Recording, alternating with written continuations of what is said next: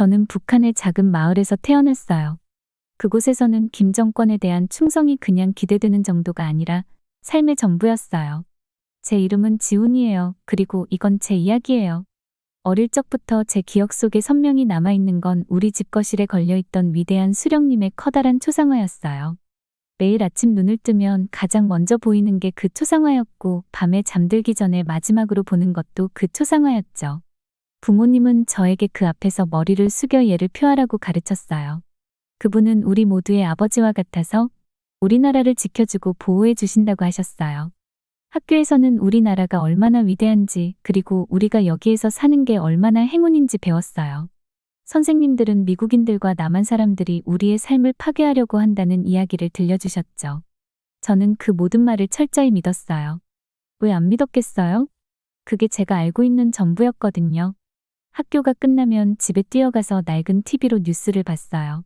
화면이 흐릿했지만 우리 지도자의 강하고 미소 짓는 얼굴은 여전히 알아볼 수 있었어요. 뉴스 진행자들은 항상 그분이 우리를 안전하게 지키고 우리의 삶을 더 좋게 만들기 위해 열심히 일하고 계신다고 말했죠. 저도 커서 그분처럼 되고 싶었어요. 나이가 들면서 뭔가 이상한 점들을 느끼기 시작했어요. 가끔은 집에 음식이 부족했거든요. 엄마는 자기 몫을 제게 주면서 배가 고프지 않다고 하셨지만 저는 엄마의 뱃속에서 꾸르륵 소리가 나는 걸 들었어요. 우리나라가 이렇게 위대하다면 왜 우리가 배가 고픈지 이해할 수 없었어요. 어느 날 아빠에게 이걸 물어봤어요. 아빠는 급히 저를 조용히 시키고는 주위를 두리번거렸어요. 우리 집에 우리밖에 없었는데도 말이죠. 지훈아, 아빠가 작은 목소리로 속삭였어요. 이런 걸 절대 물어봐선 안 된다. 위험해. 우리 지도자들을 믿어야 해. 그분들은 우리를 위해 가장 좋은 걸 알고 계셔. 저는 고개를 끄덕였지만 혼란스러웠어요. 우리 지도자들이 그렇게 훌륭하시다면 왜 우리가 속삭여야 했을까요? 왜 아빠가 두려워하는 것처럼 보였을까요? 그런 의문이 생겼음에도 저는 최고의 시민이 되기 위해 최선을 다했어요. 모든 청소년 단체에 가입하고 나라를 찬양하는 노래를 전부 외우고 추가로 주어지는 일까지 자원해서 맡았어요. 제 충성을 증명하고 싶었고 부모님을 자랑스럽게 만들고 싶었고 나라에 헌신하고 싶었어요. 그 노력 덕분에 학교를 졸업할 때쯤 정부 관리들의 눈에 띄었어요. 그들은 제가 잠재력이 있다고 말했고 나라를 지키는 데 도움을 줄 수 있을 거라고 했어요. 저는 너무 기뻤어요. 드디어 어릴 적부터 듣던 영웅들처럼 될 기회가 온 거였어요. 저는 특별 훈련 프로그램에 배정되었어요. 훈련은 정말 힘들었어요. 긴 시간의 체력 훈련, 정부 정책 공부, 국가 안보에 대한 교육 등으로 꽉 찬 나날이었죠. 하지만 저는 전혀 신경 쓰지 않았어요. 땀 한 방울, 밤늦게까지 이어진 공부 하나하나가 제 나라를 위해 헌신하는 길로 한 걸음 더 가까워진다고 느꼈거든요. 2년간의 혹독한 훈련이 끝난 후 저는 국가 기밀을 지키는 부서에 배정되었어요. 너무 중요한 일을 맡게 된 것 같아 자부심이 컸어요. 드디어 저도 저보다 큰 무언가의 일부가 된 느낌이었죠. 부모님도 저를 자랑스러워했지만 그들의 눈에는 걱정이 어른거렸어요. 우리나라에서는 큰 영예가 큰 위험을 동반한다는 걸 그들도 알고 있었거든요. 첫 출근 날, 제 상관이 저를 따로 불렀어요. 얼굴은 무척 진지했고 목소리는 낮았어요. 지훈, 이제 너는 우리나라의 가장 중요한 비밀들을 맡게 되었어. 명심해, 충성심이 모든 거야. 실수 하나, 불충성의 조짐 하나라도 보이면 너만 문제가 되는 게 아니야. 내 가족, 내 친구들까지 다 위험해질 수 있어. 알겠니? 저는 고개를 끄덕였어요. 따뜻한 날씨에도 등골이 오싹해졌어요. 완벽히 이해했죠. 이건 단순한 일이 아니었어요. 평생 짊어져야 할 무거운 책임이었어요. 새로운 역할에 적응하면서 가끔 마음속 깊이 의심이 피어오르곤 했어요. 밤중에 가족들이 끌려가는 모습을 볼 때면 그건 나라를 위한 것이라고 스스로에게 말했어요.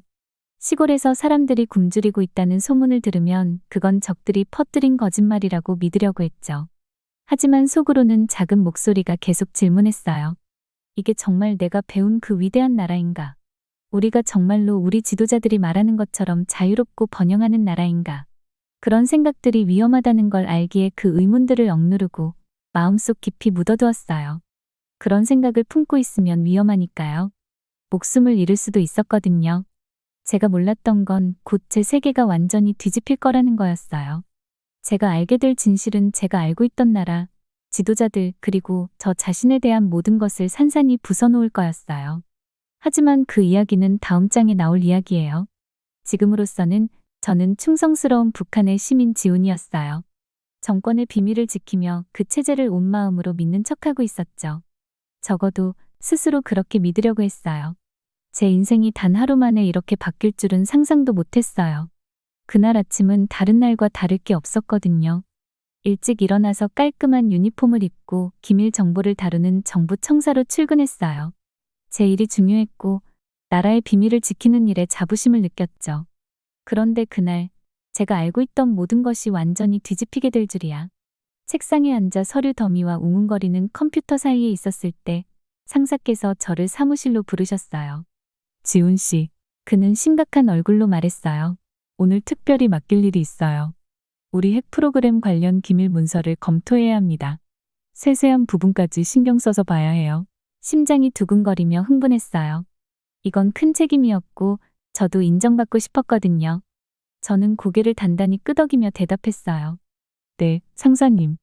실망시키지 않겠습니다. 다시 책상으로 돌아와 첫 번째 파일을 떨리는 손으로 열었어요. 서류에는 우라늄 농축에 관한 복잡한 도표와 긴 보고서들이 가득했어요. 이해하기 위해 몇몇 부분은 2번씩 읽어야 했지만 저는 열심히 잘해내려고 마음먹었어요.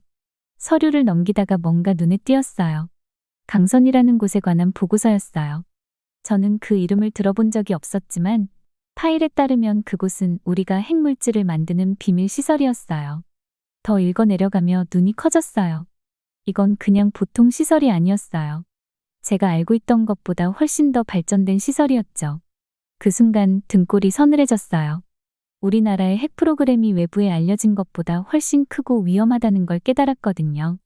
우리는 단순히 방어만 하는 게 아니었어요. 수백만 명의 사람들을 해칠 수 있는 무기를 만들고 있었어요. 한동안 저는 그저 서류를 바라보며 앉아 있었어요.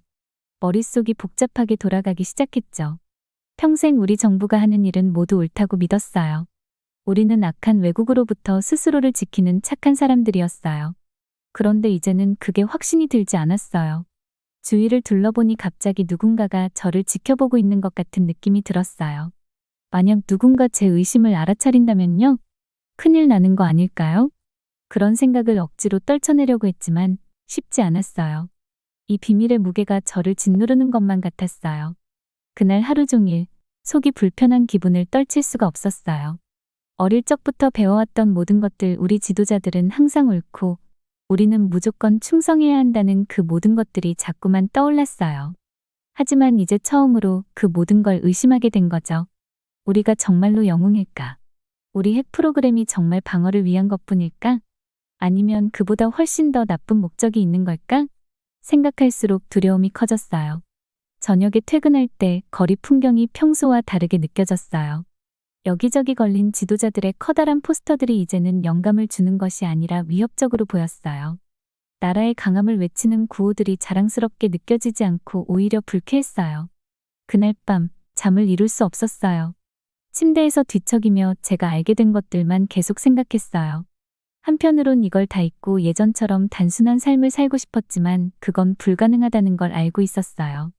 진실을 알게 되면 그걸 다시 모른 척할 수는 없으니까요. 며칠이 지나도록 이 비밀이 저를 점점 더 괴롭혔어요. 직장 동료들이 저를 쳐다볼 때마다 그들이 제 생각을 알고 있는 것만 같았어요. 상사님이 다시 저를 사무실로 부르셨을 때는 가슴이 철렁했어요. 하지만 그저 평소와 같은 회의였어요. 저는 평소처럼 행동하려 했었어요. 평소처럼 일하려고 했지만 속은 점점 망가져가고 있었어요. 들키는 것, 의심을 품었다는 이유로 처벌받을까봐 두려웠죠. 하지만 더 큰 문제는 죄책감이었어요. 의심을 품는 것만으로도 나라를 배신하는 기분이 들었어요. 하지만 계속 생각할수록 점점 확신이 들었어요. 나라에 대한 충성심이 꼭 지도자들에 대한 충성심과 같은 건 아니라고요.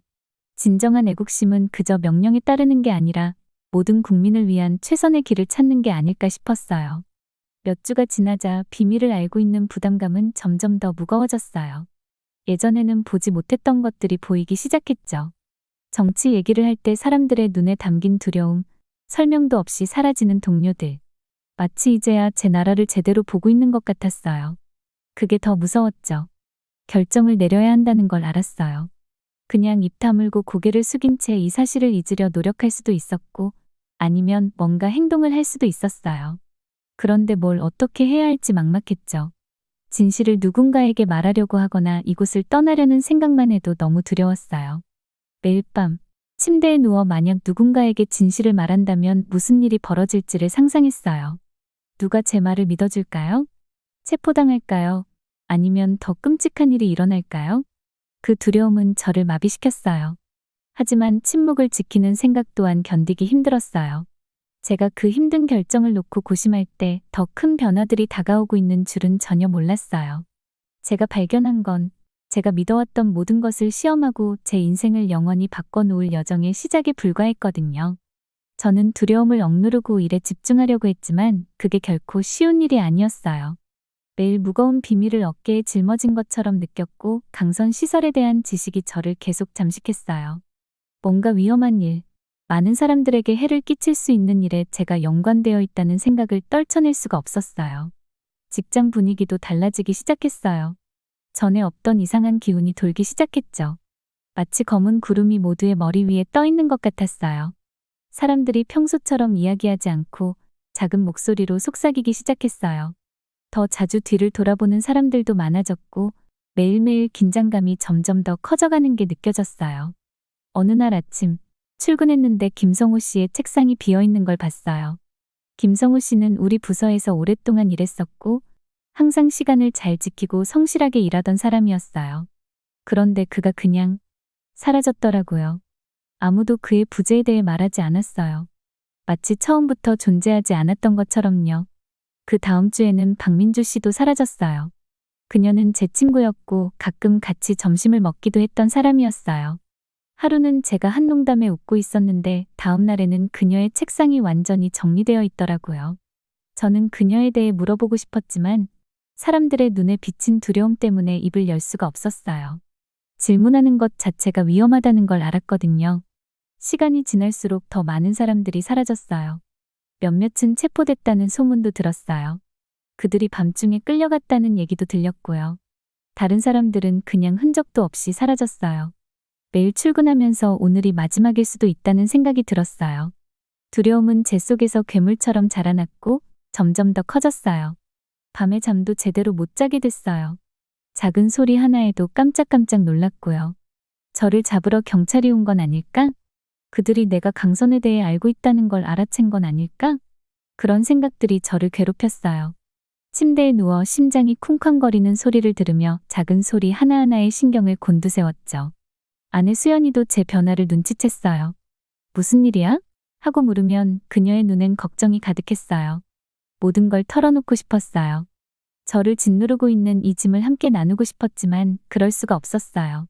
그녀에게 말하는 순간 그녀도 위험해질 테니까요. 그래서 저는 그냥 웃으면서 일이 좀 힘들어서 그래. 걱정하지 마. 라고 했어요. 하지만 아내는 여전히 걱정했어요. 그녀가 저를 바라보는 눈빛, 딸을 매일 조금 더 꼭 안아주는 모습에서 그걸 알 수 있었어요. 아내는 무언가 잘못되었다는 걸 알고 있었어요. 비록 그게 정확히 무엇인지는 몰라도요. 직장 분위기는 점점 더 악화됐어요. 이제는 정말 꼭 필요할 때가 아니면 아무도 서로 말을 하지 않았어요. 모두가 말실수를 할까봐, 충성심을 의심받을까봐 두려워했죠. 우리 모두는 잘못된 말 한마디가 죽음을 의미할 수 있다는 걸 알고 있었어요. 그것도 나만 죽는 게 아니라 우리 가족까지요. 어느 날, 저는 선임 두 분이 낮은 목소리로 대화하는 걸 우연히 엿들었어요. 그들이 미국 정보기관에 대해 언급하는 걸 들었을 때 제 피가 얼어붙는 것 같았어요. 미국이 강선에 대해 알아챘단 말인가? 그들이 알고 있는 걸 공개하면 어떻게 될까? 며칠 후 그 답이 찾아왔어요. 뉴스가 폭탄처럼 터졌죠. 미국 정보기관이 북한의 핵 활동에 대한 세부 정보를 공개했어요. 강선 시설의 존재까지 말이에요. 이제 제가 숨기고 있던 사실을 전 세계가 알게 된 거예요. 그 소식은 정권에 큰 충격을 줬어요. TV를 보는데 김정은이 강선 시설의 존재를 인정하는 모습을 볼 수 있었어요. 그의 얼굴은 분노로 굳어 있었고 말투는 차갑고 날카로웠어요. 이게 우리 모두에게 더 큰 문제를 일으킬 거란 걸 알았죠. 그 이후로 내부 숙청은 더 심해졌어요. 더 많은 사람들이 사라졌고 공포는 점점 짙어졌어요. 마치 손으로 만질 수 있을 정도였죠. 이전엔 없던 무장 경비원들이 곳곳에 배치되기 시작했고 그들의 차가운 눈빛은 모두를 감시하며 충성심의 흔적을 찾아냈어요. 저는 이제 그들이 저를 의심하는 건 시간 문제라고 생각했어요. 누군가가 저를 쳐다볼 때마다 그들이 제가 강선에 대해 알고 있다는 걸 꿰뚫어보는 것 같았어요. 스트레스는 견딜 수 없을 정도였어요. 몸무게도 줄고 잠도 제대로 잘 수 없었어요. 전화가 울리거나 누군가 문을 두드릴 때마다 심장이 멎는 것 같았어요. 그들이 나를 데리러 온다면 어떻게 될까? 고문을 당할까? 내 가족을 해칠까? 그때 저는 깨달았어요. 이렇게는 더 이상 살 수 없다는 거려. 이 두려움이 저를 천천히 죽이고 있었고 결국엔 정권이 저를 빠르게 죽일 거란 사실을요. 도망칠 수밖에 없었어요. 하지만 북한을 탈출하는 건 쉬운 일이 아니었어요. 그냥 집에서 도망치는 게 아니라 마치 거대한 감옥을 탈출하는 것 같은 일이었죠. 잡히면 총에 맞을 수도 있고요. 설령 탈출에 성공한다고 해도 안전하지 않아요. 정권은 끝까지 저를 추적할 테니까요. 가족을 벌할 수도 있고요. 그래도 저는 시도해야 한다고 생각했어요. 저 자신을 위해서, 제 아내를 위해서, 우리 딸을 위해서요. 우리는 두려움 없는 삶을 누릴 자격이 있었어요. 자유롭게 말할 수 있는 삶, 밤에 사라질 걱정을 하지 않아도 되는 그런 삶 말이에요. 그래서 저는 두근거리는 심장과 떨리는 손으로 탈출 계획을 세우기 시작했어요. 위험할 거라는 걸 알았어요. 우리가 성공하지 못할 수도 있다는 것도요. 하지만 이 공포와 의심 속에서 사는 건 더 이상 사는 게 아니었어요. 진정한 자유를 위해서라면 모든 걸 걸어야 할 때였어요. 제가 떠나야 한다는 걸 알았어요. 다른 선택은 없었어요. 매일 더 많은 사람들이 사라졌거든요. 친구들이, 동료들이 흔적도 없이 사라졌어요. 그 공포는 마치 제 뱃속에 커다란 돌처럼 자리 잡고 있었어요. 항상 거기에 있었고 점점 더 커져만 갔어요. 밤에 잠을 잘 수가 없었어요. 누워서 온갖 소리를 들으며 깨어 있었어요. 오늘 밤 그들이 나를, 아니면 내 가족을 잡으러 오는 건 아닌지 계속 걱정됐어요. 그렇게 되게 둘 순 없었어요. 우리가 여기서 빠져나가야만 했어요. 결정을 내리는 건 어려웠지만 탈출 계획을 세우는 건 그보다 훨씬 어려웠어요. 정말 조심해야 했거든요. 한 번이라도 실수하면, 한마디라도 잘못된 사람에게 흘리면 모든 게 끝장이었으니까요. 저는 작은 것부터 시작했어요. 퇴근할 때마다 다른 길로 돌아가면서 누가 절 미행하는지 확인했어요. 동료들한테는 아무렇지 않게 우리나라와 지도자들을 얼마나 사랑하는지 이야기했어요. 하지만 제 머릿속은 항상 탈출 계획으로 가득 차 있었어요. 중국 사람 한 명과 연락이 닿았어요. 친구의 친구가 그 사람을 알고 있었거든요. 그 사람은 우리 같은 사람들을 탈출시켜주는 일을 했어요. 위험했지만 다른 선택은 없었어요. 우리는 한밤중에 몰래 만났어요. 제 심장은 너무 세게 뛰어서 마치 가슴 밖으로 튀어나올 것 같았어요. 그 사람은 저에게 지침을 줬어요. 우리가 두만강을 건너야 했어요. 그 강이 북한과 중국의 국경이었어요. 우리가 강만 건널 수 있다면 살 희망이 생기는 거였어요. 몇 주 동안 준비를 했어요. 짐을 많이 쌀 수는 없었어요. 그럼 너무 의심스러워 보일 테니까요. 옷 몇 벌, 음식 약간, 정말 필요한 것들만 챙겼어요. 저는 아내와 딸에게 특별한 여행을 가는 거라고 말했어요. 우리 딸은 신이 났어요. 그 아이가 이해할 리가 없잖아요. 드디어 그날 밤이 왔어요. 하늘엔 달도 없는 어두운 밤이었어요. 우리에게는 그게 다행이었죠. 우리는 조용히 집을 빠져나왔어요. 한 걸음 한 걸음이 마지막 걸음이 될 것만 같았어요. 이웃이 우리를 보면 어쩌지? 군인들이 기다리고 있으면 어쩌지? 우리는 도시를 지나며 그림자 속에 몸을 숨겼어요. 아내는 딸을 꼭 끌어안고 입을 막아 조용히 시켰어요. 거리는 텅 비어 있었지만 저는 작은 소리 하나에도 깜짝깜짝 놀랐어요. 멀리서 개 짖는 소리, 자동차 엔진 소리. 그 소리가 우리를 잡으러 오는 건 아닐까 두려웠어요. 마침내 우리는 도시 외곽에 도착했어요. 강이 바로 앞에 있었어요. 물소리가 어둠 속에서 부드럽게 들려왔어요. 우리는 덤불 속에 웅크리고 앉아 기다렸어요. 국경 경비병들이 순찰을 돌고 있었거든요.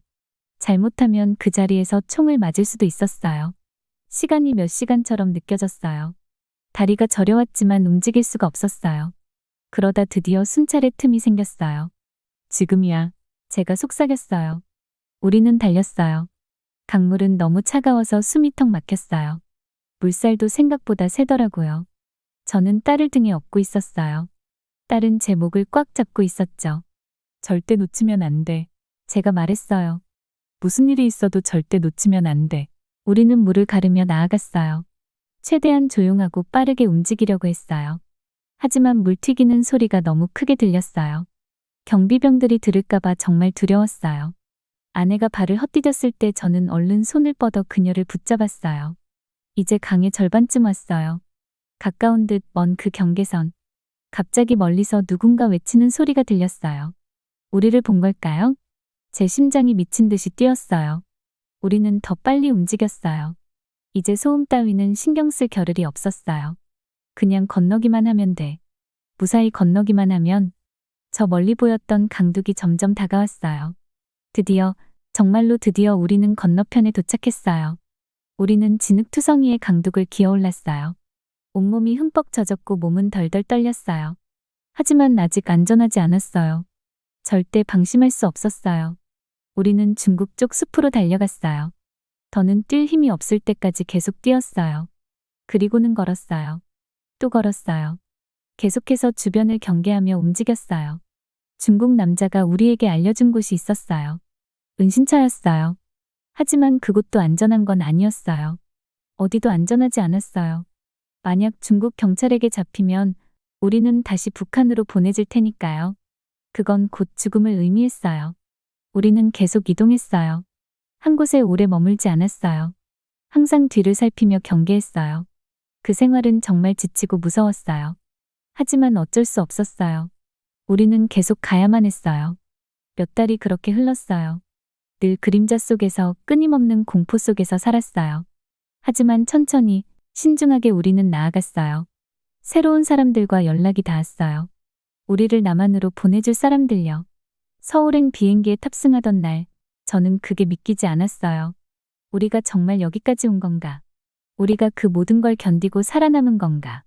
비행기가 이륙할 때 창밖을 바라봤어요. 아래로는 중국이, 그 너머로는 북한이 보였어요. 제가 한때 집이라 부르던 곳이요. 하지만 이제 그곳을 탈출하기 위해 모든 걸 걸었죠. 저는 여러 가지 감정이 들었어요. 안도감, 그렇죠. 미래에 대한 희망도 있었어요. 하지만 남겨두고 온 사람들에 대한 슬픔도 있었어요. 그리고 여전히 남아있는 두려움. 우리가 정말로 안전해질 수 있을까? 하지만 제 옆에 앉아있는 아내를 보고 곤히 잠든 딸을 보면서 우리가 옳은 선택을 했다는 걸 알았어요. 어떤 어려움이 있더라도 우리는 함께 헤쳐나갈 거예요. 자유 속에서 가족과 함께. 제가 처음 서울에 도착했을 때 제 눈을 믿을 수가 없었어요. 도시가 너무 밝고 활기차 보였거든요. 제가 집에서 듣던 남한에 대한 이야기와는 완전히 다른 모습이었죠. 햇빛에 눈을 깜빡이면서도 설레는 동시에 두렵기도 했던 그 순간이 아직도 기억나요. 저희 가족은 저희 같은 사람들이 모이는 특별한 센터로 안내받았어요. 바로 탈북자들을 위한 센터였죠. 거기 직원들은 정말 친절하고 인내심이 많았어요. 우리가 얼마나 많은 일들을 겪어왔는지 알고 있었고 적응할 시간이 필요하다는 것도 이해해줬어요. 처음 몇 주 동안은 모든 게 마치 꿈 같았어요. 매일 아침 눈을 뜨면 다시 북한으로 돌아가 있을 것만 같았는데 눈을 뜰 때마다 여전히 이 새로운, 자유로운 세상에 있는 저 자신을 발견하게 됐어요. 첫 번째로 충격받은 건 음식이었어요. 음식이 정말 많았고 종류도 다양했어요. 한 번도 그렇게 다채로운 포장들이 가득한 진열대를 본 적이 없었거든요. 처음으로 슈퍼마켓에 갔을 때 그저 멍하니 서서 바라만 보고 있었어요. 제 딸이 제 소매를 당기며 눈을 반짝이면서 물었어요. 아빠, 우리 정말 여기 있는 거 아무거나 살 수 있는 거예요? 저는 눈물을 삼키면서 고개를 끄덕였어요. 그래, 우리 이제 다 살 수 있어. 돈을 사용하는 것도 큰 도전이었어요. 북한에서는 돈 쓸 일이 별로 없었거든요. 그런데 여기에선 모든 것에 가격표가 붙어 있었어요. 처음에는 낯선 지폐와 동전들을 다루느라 어리둥절하고 창피하기도 했어요. 하지만 가게 주인들은 항상 친절했고 제가 돈을 천천히 세고 있을 때도 미소를 지어주곤 했어요. 서울 거리들도 늘 놀라움의 연속이었어요. 다양한 크기와 모양의 차들이 쌩쌩 지나가는 모습이 북한의 텅 빈 도로와는 너무나 달랐죠. 그리고 사람들 모두 자유롭게 걸어다니면서 웃고 휴대전화로 통화하고 있었어요. 아무도 두려워하지 않았고 뒤를 돌아보는 사람도 없었어요. 경찰을 볼 때마다 움찔하는 버릇을 버리는 데는 몇 주가 걸렸어요. 여기 경찰들은 우리를 감시하거나 보고하지 않고 도와주기 위해 있는 거였죠. TV도 완전히 새로운 세계였어요. 북한에서는 몇 개의 채널만 있었고 그것도 전부 정부에서 통제하는 것들이었죠. 그런데 여기선 수백 개의 채널에서 온갖 프로그램을 볼 수 있었어요. 세계 각국의 뉴스, 요리 프로그램, 드라마, 심지어 아이들을 위한 만화까지요. 저희는 많은 저녁 시간을 그저 채널을 돌리면서 놀라워하며 보냈어요. 하지만 모든 것이 다 쉬운 건 아니었어요. 때때로 길을 잃은 듯하고 압도당한 기분이 들었어요. 한국어가 익숙하긴 했지만 새로운 단어나 표현이 너무 많아서 이해하기 어려웠죠. 지하철을 타거나 식당에서 주문하는 것 같은 간단한 일들도 혼란스럽고 답답할 때가 많았어요. 어떤 날은 이 낯선 세상에서 도망치고 싶고 숨고 싶을 때도 있었어요. 가장 힘든 건 죄책감이었어요. 밤이 되면 도시가 조용해지고 그제야 저희가 떠나온 사람들에 대해 생각하게 됐죠. 부모님, 친구들, 동료들. 그들은 무사할까요? 제가 탈북한 걸 짐작이나 했을까요? 그들의 상상 속 실망과 분노가 저를 짓눌렀어요. 다행히 저희는 혼자가 아니었어요. 남한 정부에서 우리를 지원해줬거든요. 컴퓨터 사용법부터 남한의 법과 관습까지 남한 생활에 대해 배우는 수업을 들었고 아파트를 찾는 것부터 초기 정착 자금을 받는 것까지 도움을 받았어요. 친구 사귀는 일도 처음엔 어려웠어요. 저희 말투만 들어도 우리가 북한에서 왔다는 걸 금방 알아채는 사람들이 많았고 그걸 경계하는 사람들도 있었거든요. 하지만 조금씩 다른 사람들과 연결되기 시작했어요. 같은 탈북자들끼리의 공동체가 있었고 그들은 우리가 겪는 일을 잘 이해했어요. 그들은 저희에게 두 번째 가족 같은 존재가 되어줬고 새로운 삶을 살아가는데 큰 힘이 되었어요. 제가 첫 직장을 구한 날을 절대 잊지 못할 거예요. 별거 아니었지만 작은 식당에서 일하는 일이었어요. 하지만 유니폼을 입고 이름표를 달았을 때 자부심이 솟구치는 걸 느꼈어요.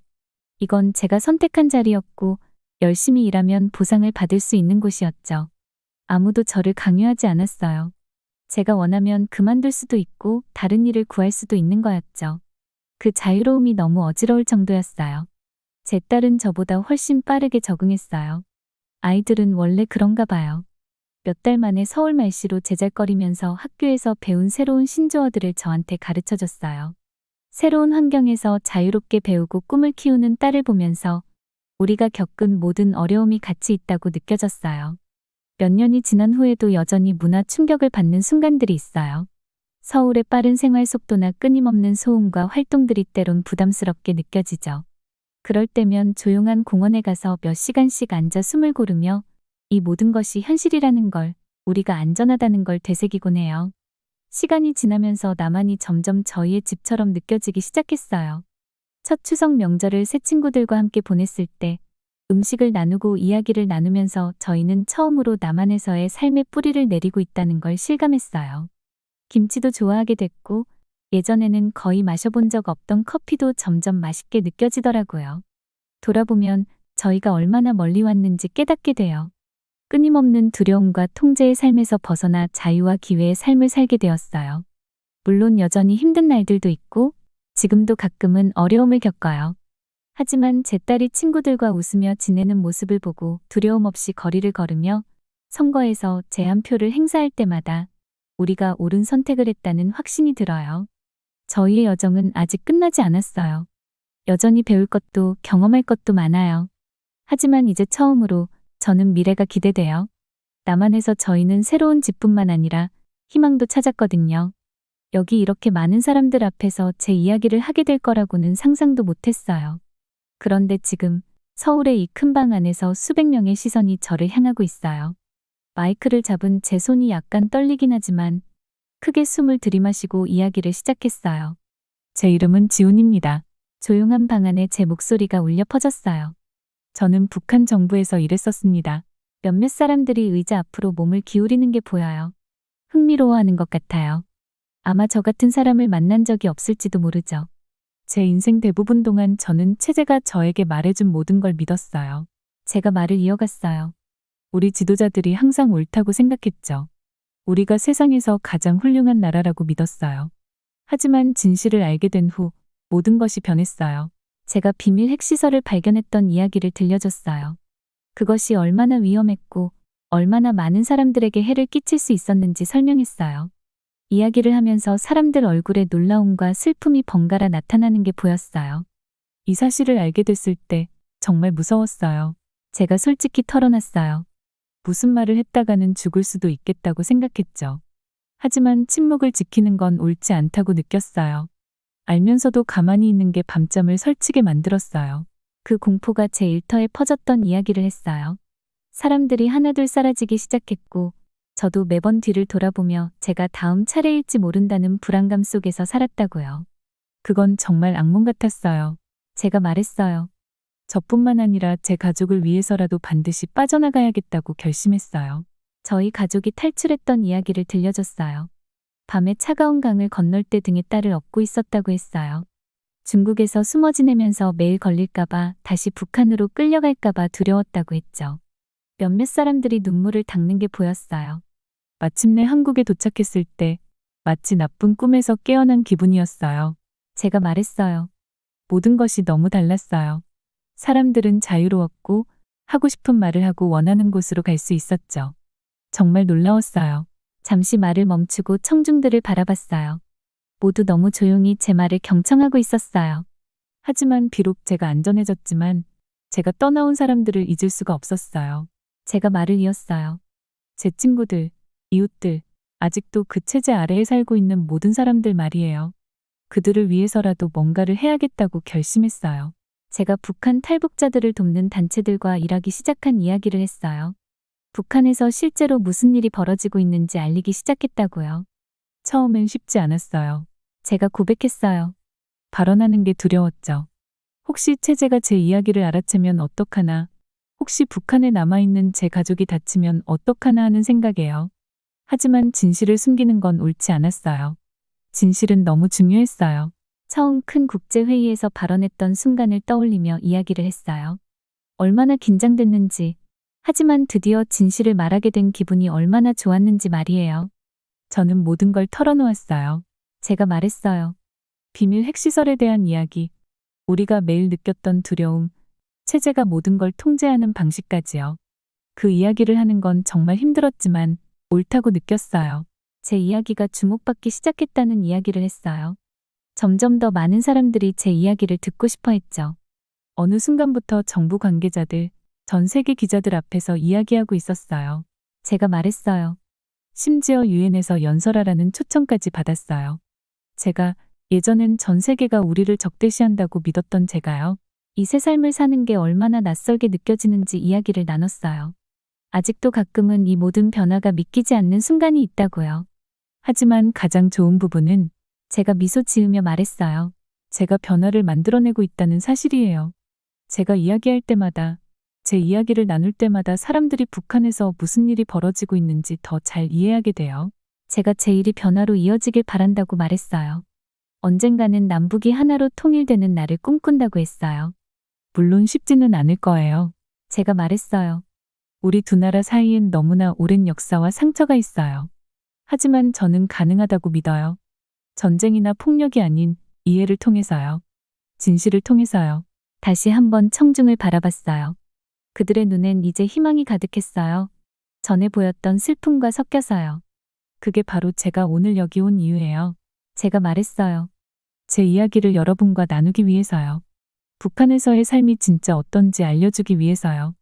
우리가 서로를 더 잘 이해할수록 평화에 더 가까워질 거라고 믿어요. 다시 크게 숨을 들이쉬었어요. 이제 제 손은 더 이상 떨리지 않았어요. 북한을 떠날 때는 제 인생이 끝났다고 생각했어요. 제가 말했어요. 하지만 지금은 알았어요. 그때부터가 제 인생의 시작이었어요.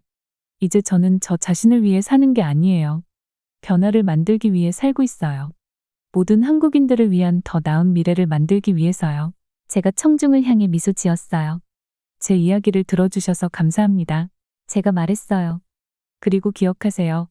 아무리 상황이 어둡게 보여도 항상 희망은 있어요. 우리는 목소리 하나하나가 모여 변화를 만들 수 있어요. 제가 말을 마치자 방 안은 박수갈채로 가득 찼어요. 사람들이 일어서서 박수를 치고 환호했어요. 어떤 사람들은 눈물을 흘리고 있었어요. 그들을 바라보며 제 가슴이 따뜻해지는 걸 느꼈어요. 인생에서 처음으로 진정한 자유를 느꼈고, 이건 단지 제 여정의 시작일 뿐이라는 걸 알았어요. 안녕하세요. 제 이름은 리철민이라고 합니다. 저는 격리 자세로 서 있었습니다. 제 깔끔한 제복이 주변의 가난함과는 확연히 대조됐죠. 저는 북한군 공병으로서 평양에서 꽤 편안한 삶을 살고 있었습니다. 제 일은 정부가 국민들을 감시할 수 있도록 감시 시스템을 개발하는 것이었죠. 그런데 일을 하며 북한 전역을 돌아다니다 보니 제가 배워온 것들에 대한 의구심이 생기기 시작했어요. 제가 지나간 마을들은 제가 믿어왔던 것과는 전혀 다른 이야기를 하고 있었습니다. 아이들은 학교에 가지 않고 야위어진 채로 들에서 일을 하고 있었고, 가족들은 허름한 집에 모여 살며 오랜 기아로 인해 여위어 보였죠. 평생 강하고 행복한 나라에서 살고 있다고 들었지만 현실은 전혀 그렇지 않았습니다. 저희 가족은 늘 정부에 충성했었지만 그들조차 힘들게 살고 있었어요. 저희 어머니는 오랜 세월 당에 충실히 봉사하셨지만 결국 영양실조로 시력을 잃으셨고, 제 여동생은 가족을 부양하기 위해 열심히 일했지만 그들의 삶은 나아지지 않았어요. 저는 군 경력을 통해 그들을 보호하고 지원할 수 있기를 바랐지만 제 자리에서도 이 나라의 가혹한 현실의 무력감을 느꼈습니다. 어느 날 또 다른 검열이 끝난 후 해가 지고 있을 때 한 어린 소녀의 모습이 머릿속에서 떠나지 않았어요.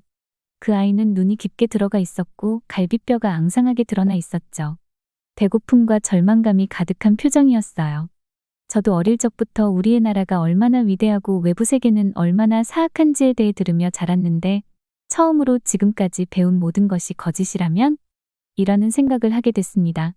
제가 감시 카메라와 도청 장치를 설치해 탈출을 시도하는 사람들을 잡도록 도왔던 모든 순간들이 떠올랐어요.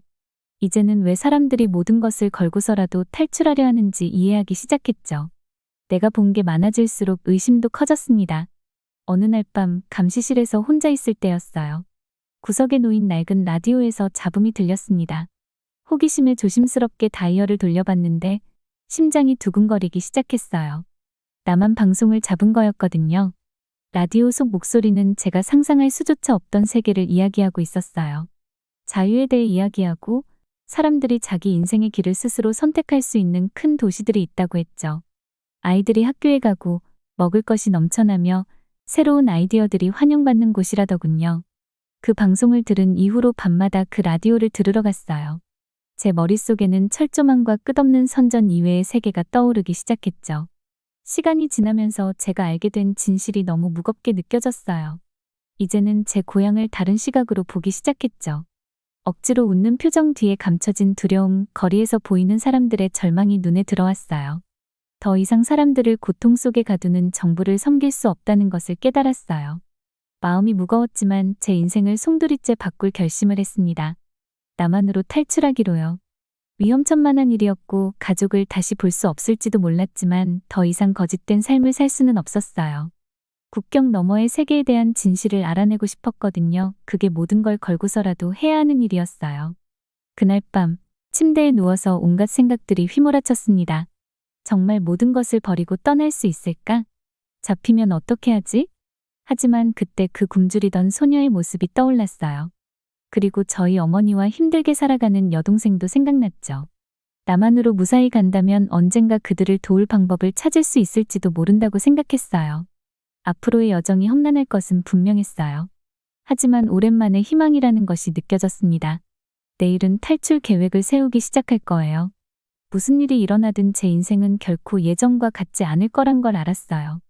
겉으로는 평소처럼 일상 업무를 하고 있었지만 머릿속은 항상 탈출 계획으로 가득 차 있었어요.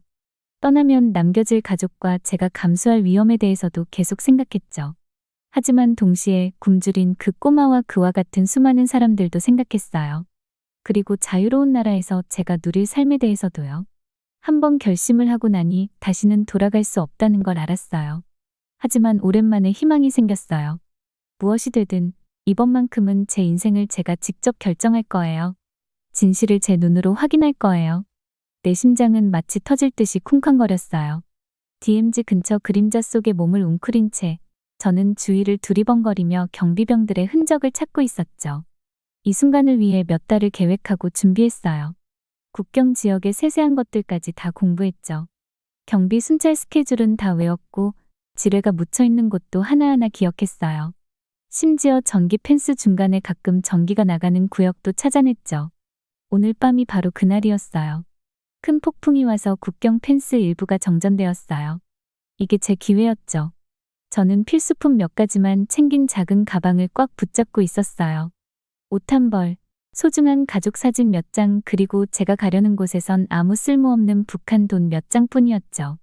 펜스 쪽으로 한 걸음씩 다가갈 때마다 머릿속엔 수많은 기억들이 스쳐 지나갔어요. 세월의 고통이 서려 있지만 여전히 웃음을 짓는 어머니 얼굴, 항상 두려움 속에서 살던 우리 세상에서 들을 수 있는 희귀한 웃음소리, 제 여동생 아이들의 웃음소리가 귓가에 맴돌았어요. 다시 그들을 볼 수 있을까요? 그 생각이 저를 뒤로 물러서게 만들 뻔했어요. 하지만 그 마을에서 본 굶주린 어린 소녀가 떠올랐어요. 그 애의 텅 빈 눈동자가 저를 괴롭혔죠. 저는 이걸 해야 했어요. 가족을 위해서, 저 자신을 위해서, 희망이 죄가 되지 않는 세상에서 살 기회를 위해서. 갑자기 밝은 서치라이트가 주변을 휩쓸었어요. 저는 바닥에 납작 엎드려 숨조차 제대로 쉬지 못했어요. 불빛이 사라지기까지 몇 초가 몇 시간처럼 느껴졌어요. 다시 어둠이 찾아오자 저는 다시 움직이기 시작했죠. 군 복무 시절 배운 침착하고 조용하게 움직이는 방법이 큰 도움이 되었어요. 펜스에 다다랐을 때 떨리는 손으로 와이어 커터를 꺼냈어요. 철사를 자를 때마다 그 소리가 너무 크게 들리는 것 같았어요. 철사 하나를 자르고는 경보가 울리고 서치라이트가 저를 찾아낼 것만 같아 멈추곤 했죠. 하지만 번개가 치는 소리 외엔 아무 소리도 들리지 않았어요. 제가 겨우 몸이 지나갈 만큼 구멍을 냈을 때 문득 제가 얼마나 자주 이곳을 경비 섰던가 떠올랐어요. 얼마나 많은 사람들을 쏠 준비를 하고 서 있었던지. 그런데 이제 제가 그들이 되려는 상황이었죠. 제가 태어난 나라를 마지막으로 한번 바라봤어요. 그리고 깊은 숨을 들이마신 뒤 다가올 일을 다짐했어요. 펜스를 넘어서자마자 말로 표현할 수 없는 감정들이 밀려왔어요. 두려움, 흥분, 그리고 그 무엇보다도 알 수 없는 미지의 세계에 대한 느낌이었죠. 저는 있는 힘을 다해 달리기 시작했어요. 발걸음 하나하나가 제가 알던 모든 것으로부터 멀어지는 것이었어요. DMZ는 그렇게 넓지 않은 지역이었지만 수많은 사람들이 죽어간 곳이었죠. 작은 소리 하나, 나뭇가지가 부러지는 소리나 잎사귀가 흔들리는 소리만 들어도 저는 깜짝깜짝 놀랐어요. 그때 갑자기 눈부신 불빛이 온 지역을 비추기 시작했어요. 피가 얼어붙는 듯한 느낌이 들었죠. 멀리서 외치는 소리도 들렸어요. 그들이 저를 발견한 거였죠. 생각할 겨를도 없이 지그재그로 뛰기 시작했어요. 총알을 피하려고 그렇게 달리면서 숨이 막히고 폐가 타들어가는 느낌이었지만 잡히면 어떤 일이 벌어질지 생각하면 멈출 수가 없었어요. 그러다 개 짖는 소리가 들리기 시작했어요. 그들이 점점 가까워지고 있었어요. 도저히 개들보다 더 빨리 달릴 수 없다는 걸 알고 있었죠. 절박한 마음의 지도에서 본 작은 개울 쪽으로 방향을 틀었어요. 물이 제 냄새를 숨겨주길 바랐죠. 저는 차가운 물속으로 뛰어들었고 차가운 물살이 저를 쓰러뜨릴 것만 같았어요. 물살에 저항하면서도 저는 예전에 제가 추격했던 사람들을 떠올렸어요. 자유를 위해 모든 걸 걸었던 그 사람들을요. 이제는 제가 그 사람이 된 것이었죠. 이런 상황이 얼마나 아이러니한지 느끼면서도 물 위에 떠 있느라 애를 썼어요. 힘이 다 빠졌다고 생각했을 때 발이 땅을 디뎠어요. 개울 건너편에 도착한 거였죠. 젖은 옷이 저를 무겁게 했지만 저는 강가에서 기어 올라왔어요. 뒤에서 들리던 목소리들은 점점 멀어졌지만 멈출 수는 없었어요. 하늘이 밝아지기 시작할 때 저는 어느 흙길에 다다랐어요. 멀리 보이는 건물들은 제가 북한에서 보던 것과는 완전히 달랐어요. 세련되고 현대적인 모습, 마치 다른 세상처럼 보였죠. 시야가 점점 흐려졌어요. 너무 지쳐서 더 이상 서 있을 수조차 없었어요. 그때 갑자기 차량 한 대가 저를 향해 다가왔어요. 처음엔 숨으려고 했지만 가까이 오자 그 차량에 남한 군대의 표시가 보였어요. 남은 힘을 모아 두 손을 들어 항복의 표시를 했어요. 신 목소리로 외쳤죠. 저는 조선인민군 정성호 대위입니다. 저는 망명합니다. 남한 군인들이 저에게 가까이 다가오자 그들의 무기가 저를 향하고 있었지만 이상하게도 차분한 기분이 들었어요. 이제 더 이상 돌아갈 수 없는 길을 선택했으니까요. 모든 걸 뒤로하고 자유를 얻기 위해 첫 발을 내디딘 거예요. 심장이 미친 듯이 뛰는 가운데 그들은 저를 둘러싸고 있었어요. 남한 군인들은 제가 익숙했던 북한 군인들과는 너무 달랐어요. 그들은 훨씬 건강해 보였고 장비도 더 나아 보였어요. 한 군인이 제게 다가오더니 저를 위아래로 살펴보며 물었어요. 무기 있습니까? 저는 고개를 천천히 흔들고 군인증만 가지고 있다는 걸 보여주기 위해 주머니에 손을 넣었어요. 이게 전부예요. 제 목소리가 떨렸어요. 군인은 제 군인증을 받아들고 자세히 살펴보더니 놀란 얼굴로 저를 다시 보았어요. 대위? 그가 중얼거렸어요. 저를 다시 보며 흥미롭게 쳐다보았죠. 다른 군인이 다가와 물병을 건넸어요. 저는 감사한 마음으로 물을 마셨고 그제서야 얼마나 목이 말랐는지 깨달았어요. 물을 마시며 그들이 무전으로 지시를 받는 소리가 들렸어요. 왜 망명 결심을 했습니까? 그들 중 한 명이 저에게 물었어요. 물병을 내려놓고 뭐라고 대답해야 할지 생각해 보았어요.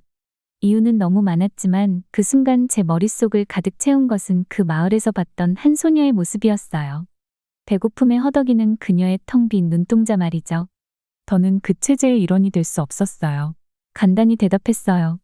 진짜 삶을 살아보고 싶습니다. 군인들은 서로를 쳐다보았고 그들 눈에 동정심 비슷한 것이 비쳤어요.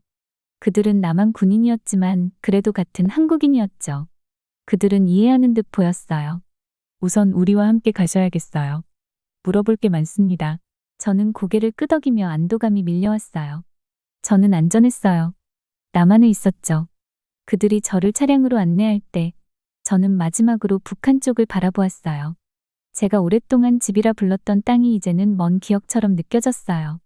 차가 출발하고 나니 제가 저지른 일이 점차 실감나기 시작했어요. 저는 이제 망명자였어요. 돌아갈 수 없었어요. 가족, 친구들, 다시는 그들을 보지 못할지도 몰랐죠. 눈물이 고이기 시작했지만 저는 애써 눈을 감았어요. 제가 선택한 길이었고 강해져야 했으니까요. 창밖으로 나만의 시골 풍경이 지나가고 그럴 때마다 저는 점점 더 옛 삶에서 벗어나는 듯했어요. 미래가 어떻게 될지 알 수는 없었지만 처음으로 희망을 느꼈어요. 자유로워졌고 새로운 세상이 저를 기다리고 있었죠. 밝은 신문실에 들어가자 눈을 몇 번 깜빡였어요. 북한의 어두운 빛 속에서 오래 있다가 갑자기 이렇게 밝은 형광등 아래에 있으니 눈이 따가웠거든요. 방은 작고 단순했어요. 흰색 벽에 금속 테이블 하나 그리고 제 맞은편에는 남한 정보 요원 3명이 앉아 있었어요. 이들은 제가 익숙했던 북한 군인들과 너무 달랐어요.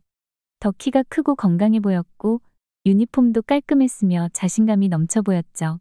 이름과 계급을 말해주세요. 한 요원이 말했어요. 깊은 숨을 들이마셨죠. 저는 조선인민군 정병호 대위입니다. 피곤함에 목이 잠긴 목소리로 대답했어요. 남한으로 망명했습니다.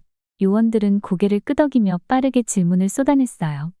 왜 망명했는지, 북한에서 무슨 일을 했는지, 군사 기밀은 무엇이 있는지. 잠을 못 자서 머릿속이 흐릿했지만 최대한 솔직하게 대답했어요. 대화를 하면서도 남한 요원들과 제 전 동료들이 얼마나 다른지 계속 눈에 들어왔어요. 이들의 피부는 더 깨끗했고 치아도 더 고르게 가지런했어요. 긴장감 없이 여유로운 태도도 북한 군인들과는 완전히 달랐죠. 그러던 중 갑자기 배에서 큰 소리가 났어요. 얼굴이 뜨겁게 달아올랐어요.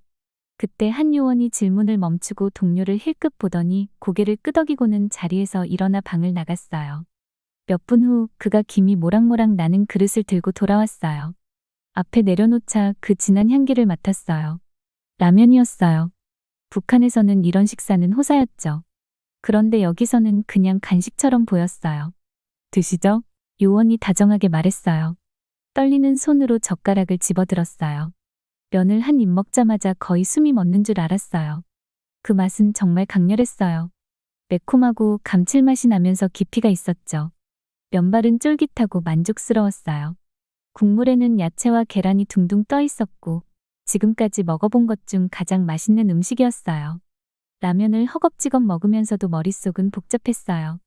이게 죄수에게 주는 음식이라면 일반적인 식사는 얼마나 좋을까? 북한에서 우리의 하루 배급은 너무도 싱겁고 생존하기에도 부족했죠. 그런데 이 간단한 라면 한 그릇이 제 평생 먹어본 음식 중 최고였어요. 다 먹고 나니 요원들이 저를 바라보고 있었어요. 그들의 표정은 호기심과 연민이 섞여 있었죠. 제가 어떻게 보였을까 생각하게 됐어요. 초췌하고 몰골이 엉망인 북한 사람으로서 제대로 된 음식을 본 적 없는 사람처럼 행동한 제가 부끄럽기도 했어요. 정대위님, 그 요원이 이제는 좀 더 부드러운 목소리로 말했어요. 남한에 오신 걸 환영합니다. 지금 이 모든 것이 너무 벅찰 수 있다는 걸 이해해요.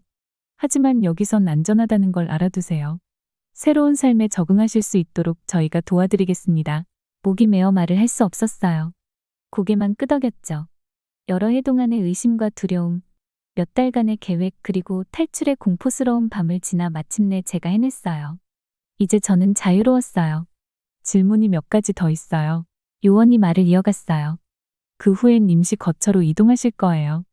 탈북자분들이 한국 생활에 적응할 수 있도록 돕는 프로그램에 등록하게 될 겁니다.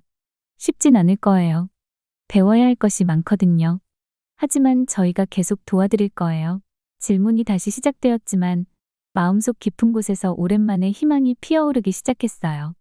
북한에 남겨둔 가족들이 생각났어요. 나이든 어머니, 열심히 일하는 누이와 그 아이들. 그들을 다시 보고 싶어 마음이 아팠어요. 하지만 여기 오기로 한 선택이 옳다고 생각했어요. 이 새로운 세상에 대해 배우면 언젠가 그들에게도 도움을 줄 수 있겠다는 희망이 들었거든요. 질문이 끝난 후 요원 중 한 명이 작은 방으로 저를 안내했어요. 방 안에는 침대 하나, 책상 그리고 창문이 있었고 그 창밖으로 도시가 보였어요. 서울이었습니다. 반짝이는 빌딩들과 바쁜 거리들이 끝없이 펼쳐져 있었죠. 평양의 회색 건물들과는 너무도 다른 모습이었어요. 이제 쉬세요. 요원이 말했어요. 내일부터 새로운 삶이 시작됩니다. 그렇게 저는 평생 자본 적 없던 부드러운 침대에 누워 서울의 반짝이는 불빛을 바라봤어요.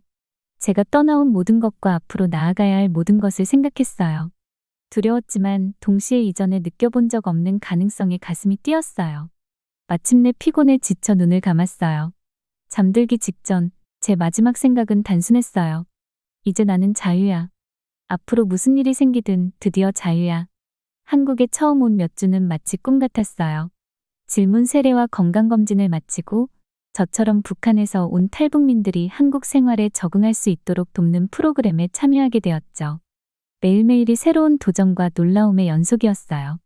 처음 서울에 왔을 때 제 눈을 믿을 수가 없었어요. 높은 건물들이 하늘을 찌를 듯했고 반짝이는 유리창들이 바쁘게 돌아가는 도시의 일상을 반사하고 있었죠. 차와 사람들이 끝없이 지나가고 밤이 되면 화려한 네온사인이 도시를 밝혔어요. 평양의 회색빛 조용한 거리와는 너무 달랐어요. 하지만 정말 신기했던 건 작은 것들이었어요. 처음으로 제가 입을 옷을 고르고 먹고 싶은 음식을 선택하고 읽고 싶은 책을 고를 수 있었거든요. 아무도 저한테 지시를 하지 않았어요. 이 자유는 낯설지만 정말 멋졌어요. 서점에서 몇 시간을 보내며 전에는 알지 못했던 세상에 대해 배우기 시작했어요.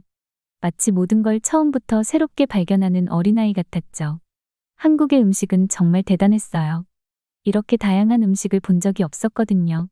슈퍼마켓은 상상할 수 없을 만큼 컸고 음식도 엄청나게 많았어요.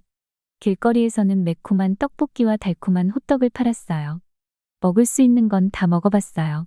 매 끼니가 새로운 삶을 축하하는 느낌이었죠. 하지만 좋은 것들만 있는 건 아니었어요. 가족들이 너무 그리웠거든요. 때로는 그들을 두고 온 것이 죄책감으로 다가왔어요. 하지만 언젠가 제가 여기 있는 것이 그들에게 도움이 될 수 있다고 스스로를 위로했어요. 그 생각이 저를 버티게 해줬어요. 수업에서도 열심히 공부했어요. 이 기회를 최대한 활용하고 싶었거든요. 물론 쉽지만은 않았어요. 새로운 기술은 저를 혼란스럽게 했고 사람들의 말도 처음엔 잘 알아듣기 어려웠어요. 하지만 포기하지 않았어요. 시간이 지나면서 점점 편안해졌어요. 저처럼 한국으로 온 다른 탈북민들과 친구가 됐어요. 우리는 탈출 과정에 대해 서로 이야기를 나누며 새로운 삶의 어려움을 함께 이겨냈어요. 그들의 강인함에 놀랐어요. 그들도 많은 것을 겪었지만 한국에서 좋은 삶을 만들겠다는 의지가 강했죠. 어느 날 시장을 걷다가 학생들이 학교 과제에 대해 불평하는 소리를 들었어요. 저도 모르게 웃음이 나왔어요. 북한에서 일하던 아이들이 생각났거든요. 이 남한의 학생들은 자신들이 얼마나 운이 좋은지 전혀 모르더라고요. 그 순간 제가 하고 싶은 일이 뭔지 깨달았어요. 저는 남과 북을 이어주는 일을 하고 싶었어요. 제 이야기를 나누고 저와 같은 탈북민들을 돕고 싶었어요. 언젠가는 모든 한국 사람들이 제가 누리는 자유를 함께 누리길 바랐어요. 그날 저녁, 서울 하늘을 아름답게 물들이는 노을을 보며 평온함을 느꼈어요. 제가 여기까지 오기 위해 모든 것을 걸었지만, 이제는 정말 올바른 선택을 했다는 걸 알 수 있었어요. 한국에서 저는 단순히 새로운 집을 찾은 게 아니에요. 제 삶의 새로운 목적을 찾은 거죠. 그리고 처음으로 저는 진정으로 자유를 느꼈어요. 배워야 할 것도 아직 많았어요. 스마트폰을 사용하는 것부터 지하철을 타는 것까지 익숙하지 않은 것들이 있었죠. 사람들의 말투도 달랐어요. 모르는 단어도 많았고 말도 훨씬 빠르더라고요. 하지만 배울 각오가 되어 있었어요. 매일 친구들과 대화를 연습했고 한국 TV 프로그램을 보며 사람들이 어떻게 말하는지 익혔어요. 조금씩 더 이해가 되기 시작했죠. 돈도 큰 변화였어요. 북한에서는 선택의 여지가 별로 없었는데 여기서는 너무 많은 선택지가 있더라고요. 돈을 관리하는 법, 은행카드 사용하는 법, 심지어 온라인 쇼핑까지 배워야 했어요. 처음엔 너무 벅찼지만 동시에 흥미롭기도 했어요. 또 한 가지 놀라웠던 건 사람들이 정부에 대해 이야기하는 방식이었어요. 북한에서는 지도자들을 비판하는 사람이 아무도 없었지만 여기서는 사람들이 정치 이야기를 아주 공개적으로 하더라고요. 정부가 해야 할 일에 대해 토론하고 때로는 정치인들을 농담거리로 삼기도 했어요. 처음엔 충격이었지만 나중엔 그 자유로움을 이해하게 됐어요. 한국에서는 사람들이 정말 열심히 일하더라고요. 학생들은 밤늦게까지 공부하고 직장인들은 어두워질 때까지 일하는 경우가 많았어요. 하지만 그들은 자신과 가족을 위해 일하는 거였지 정부를 위해서가 아니었어요. 꿈과 목표가 있었고 그것을 자유롭게 추구할 수 있었어요. 새로운 삶에 적응하면서 북한에 있는 가족들이 점점 더 생각났어요. 그들이 안전할까, 먹을 것은 충분할까 걱정되었죠. 제가 탈북한 것 때문에 그들이 공경에 처하지 않았을까 하는 생각에 잠을 설치기도 했어요. 하지만 희망도 있었어요. 다른 탈북민들이 가족을 탈북시키거나 북한으로 돈을 보내 가족을 돕는 이야기를 들었거든요. 저도 언젠가는 가족을 도울 수 있을 거라고 다짐했어요. 몇 달이 지나고 초기 적응 프로그램을 마쳤어요. 이제 다음에 무엇을 할지 결정할 때였죠. 대학에 갈까? 직업을 구할까? 선택할 것이 너무 많아 막막했어요. 고민 끝에 저는 다른 탈북민들을 돕는 상담사가 되기로 했어요. 제 경험을 바탕으로 저와 같은 어려움을 겪는 사람들을 돕고 싶었거든요. 새로운 인생의 챕터를 시작하면서 설레기도 했고 걱정도 되었어요. 배워야 할 것이 여전히 많고 앞길에는 많은 도전이 있을 테니까요. 하지만 이번에는 제 운명을 제가 스스로 결정하는 것 같아 정말 기뻤어요. 돌아보면 북한의 군인에서 한국에서 자유를 누리는 사람이 된 저희 여정이 자랑스러웠어요. 물론 여전히 힘든 날들도 있었고 가족들이 그립기도 했어요. 하지만 하루하루 새로운 삶을 만들어가고 있었어요. 매일 밤 서울의 밝은 불빛들을 바라보며 제 자유에 감사했어요. 저를 도와준 사람들의 친절에 감사했고 새로운 시작을 할 기회에 감사했죠. 이것이 제 새로운 삶이에요. 자유, 선택 그리고 끝없는 가능성의 삶이죠. 저는 이 삶을 최대한 잘 살기로 결심했어요.